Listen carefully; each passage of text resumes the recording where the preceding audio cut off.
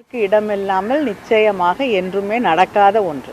இப்போ பீகார் மாநிலத்துடைய தேர்தல் நடந்தப்போ பல்கலைக்கழகங்கள் அறிவிப்பு, புதிய ரயில் பாதை அறிவிப்பு, புதிய காரிடார்ஸ் அறிவிப்பு அப்படின்னு நிறைய வந்தது. ஒருவேளை கூட்டணி அது பீகார் பட்ஜெட்டாவே இருந்தது. கூட்டணி ஒருவேளை அவங்க இருக்கிறாங்கன்றதுனால அந்த அறிவிப்பு வந்து இப்போ டபுள் இன்ஜின் சர்க்கார், அதாவது ஆட்சி வந்ததுக்கு அப்புறம் அடுத்த பட்ஜெட்ல ஒருவேளை நிறைய எதிர்பார்ப்புகள் தமிழ்நாட்டுக்கு பூர்த்தி ஆகிற மாதிரி வருமோ? எங்க வருது டபுள் இன்ஜின் சர்க்கார்? அவங்க அதுதானே சொல்றாங்க. இல்ல அது எந்த காலத்துக்கு வருதோ அப்பொழுது பார்த்து கொள்ளலாம். ஏன்னா ஒருவேளை இப்படி இருக்கலாம், என்ன பண்ணாலும் தமிழ்நாட்டில் நம்ம வெற்றி பெற போவதில்லை, அதனால் தமிழகத்தை கண்டுகொள்ள வேண்டிய அவசியம் இல்லைன்னு அவங்களே ஒரு முடிவோடு இந்த பட்ஜெட்டில் நான் கேரளா, வெஸ்ட் பெங்கால் நாங்கள் 3 பேருமே புறக்கணிக்கப்பட்டிருக்கோம். அப்போ எப்படி இந்த தேர்தலை பாஜக தலைமையிலான அந்த தேசிய ஜனநாயக கூட்டணி மக்களிடம் வந்து வாக்குகளை பெறுவது தொடர்பான ஒரு உறுதியாக இருக்கிறாங்க. நாங்கள் ஆட்சி அமைக்க போகிறோம் அப்படின்ற ஒரு உறுதியான ஒரு இதை தானே சொல்கிறாங்க.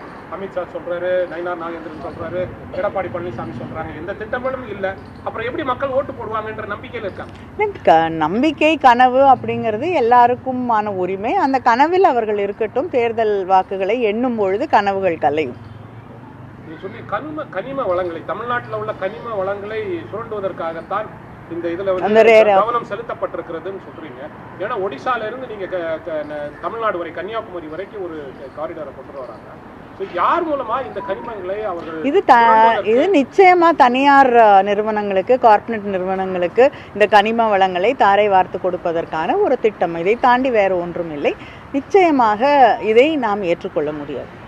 வழக்கமா திருக்குறளாவது சொல்லுவாங்க. அதாங்க இந்த ஆண்டு பட்ஜெட்ல திருக்குறளும் இல்லை, திட்டங்களும் இல்லை. இப்போ தமிழ்நாட்டையே நிதியமைச்சர் மறந்துட்டாங்க அப்படின்றீங்களா? நிதியமைச்சர் தமிழ்நாட்டிலே பிறந்தவர், இதுவரைக்கும் திருக்குறளை சொல்லிட்டு தான் ஒரு பட்ஜெட்டை அவங்க தாக்கல் பண்ணுவாங்க, இடையிலேயாவது பேசுவாங்க. இந்த முறை தமிழ்நாட்டுடைய பேரும் இல்லை, திருக்குறளும் சொல்லப்படல. தமிழ்நாடும் அப்படியே அவங்களே மறந்துடும், அவ்வளவுதான்.